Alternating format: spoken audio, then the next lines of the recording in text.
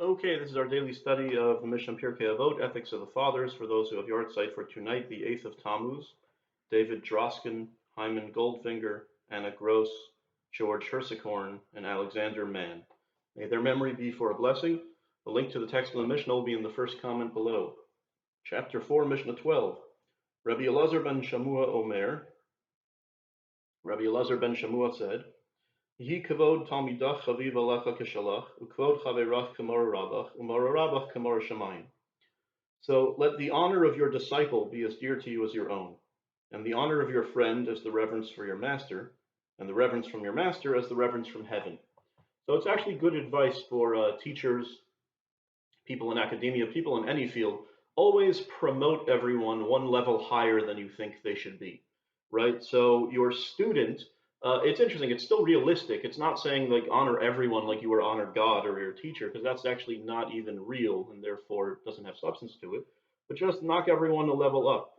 So let your student be the same as your own honor.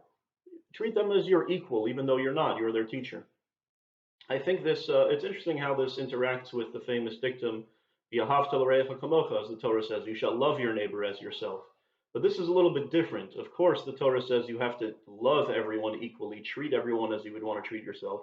But this is actually a step further. The term being used here is not love, ahava, but kavod, which is honor, which is even more than, you could love everyone as yourself, but you're not going to give everyone the same degree of honor because honor really is about your station in life, so to speak. But here it's saying, no, even honor, just like love, you might not have thought that, honor even your student as you would honor yourself. And I think it also connects to previous Mishnahs we've had, a number of previous Mishnahs. One was, Ezu Chacham Halomed Mikol Adam Ben Zoma, who is wise, he who learns from everyone.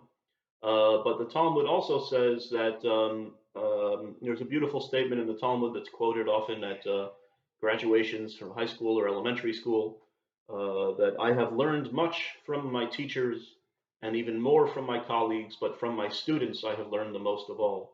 Talmidai yoter me kulam. It's a beautiful dictum for a teacher or high school principal to say at a graduation. So you actually learn even more from your students than from your teachers, right?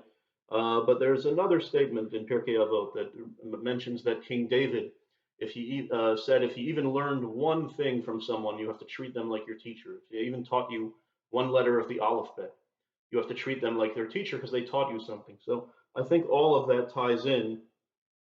I think that's my commentary, that let your students' honor be like your own, because your student really is your teacher and your colleague in at least some ways. They must have taught you something through a good question they asked, or even through a bad question they asked, right? You could learn from that too. So it's that give and take and that back and forth. It's from teaching that you learn the most. I've always said that having to teach these videos, for example, makes me be able to learn the Mishnah better than if I didn't have to teach it. The fact that I know I have to teach it means I really have to know it well. And so the symbiotic relationship, the student helps the teacher learn. So all of that is related. Okay, but then when it comes to your actual colleague, your actual colleague you should treat like your teacher, right? Your student you treat like yourself. Your colleague you treat like he's your teacher. And it quotes and I was making the case you could even treat a student like a teacher, but here it's calling the previous Mishnah was really the one I mentioned, that you have to treat your students like your teachers. It doesn't literally mean in terms of the honor that you give them, but here it's literally talking about the honor, and as we'll see, in a legalistic way. The Talmud quotes in Baba Metzia, and Rashi elaborates, that the Torah scholars of Babylonia would rise for one another. It's the ancient custom when a prominent rabbi, and people still abide by this, walks into the room, you have to stand up in his honor. But they used to stand up for their colleagues. They would treat the colleague like they are the teacher. Okay, because they all learn from one another. But it's interesting, they wouldn't do that for a student, right? We don't take this too far. For that's the legal difference of everything that I was saying, is a nice sentiment. Your students are your teachers, but the student doesn't stand up, the teacher doesn't stand up for the student. There's a certain degree at which we limit these lessons to that which is reasonable, right? There's always a sort of balance. But for their colleagues, they would stand up as if they're all teachers of each other. And not only that, but when a colleague would die, they would tear their garment in mourning, right? When you're mourning for an immediate relative, you tear your shirt. And a lot of people in America now tear a ribbon instead. And I always say, it's best to really tear your shirt if you can. Please don't tear the ribbon. Give the proper tribute to the person you're mourning for, and actually wear something you're willing to tear. But anyway, so I always try to sort of convince that people of that. But in Babylon, the colleagues would tear for each other because the ancient custom is that a student has to tear his garment for his rebbe, for his Torah teacher, just as you would for a parent or for an immediate relative.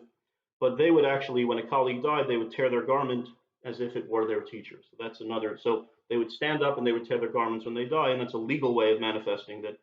I always point out that Jews think legalistically. You could have these beautiful lessons, treat your colleague as you would treat your master, but you have to show me in practice how you actually do that. And that's the beauty of Jewish law, that we actually have ways to demonstrate that. Okay. And finally, the reverence for your master should be like the reverence from heaven, for God Himself. So, and of course, it doesn't literally mean like God. That would be idol worship. You don't bow down. Although in the Far East they bow, but that's not a form of worship either. It's actually a form of respect, is bowing to people. But the reverence for your teacher is sort of like the reverence for that which is divine. You have to have that the knowledge that they have is tying you into the divine, and a sort of absolute respect in that regard. Okay. So with that, we can say the El Malay. El Malay Rachamim Shochein Bamiromim Hamatzei Menucha Nechon Al Kanfei HaShechina B'Malos Kedoshim Tahorim Kezar Harakia Masirim Es Nishmos Kol HaSkaros Shel Halayla Shel Chuli Olamam Ba'avur Shemispalim Bad Haskaras Nishmasam Began Eden Tehei Menuchasam L'chein Bal Harachamim Yastireim B'Seiser Kenafav Liolamim Yitzror B'Tzor Achayim Es Nishmasam Adonai Unachlasam Yanuchu B'Shalom Mishkavasam V'Nomar Amen. And in English, O God, full of mercy, who dwells on high, grant proper rest on the wings of the divine presence, in the lofty levels of the holy and pure, who shine like the glow of the firmament, for the souls of David Droskin, Hyman Goldfinger, Anna Gross, George Hersicorn, and Alexander Mann, whose yard sites are tonight and in whose memory we study and pray. May their resting place be in the Garden of Eden. Therefore, may the Master of Mercy shelter them in the shelter of His wings for eternity. May He bind their soul in the bond of life. Hashem is their heritage. May they rest in peace. And let us say Amen.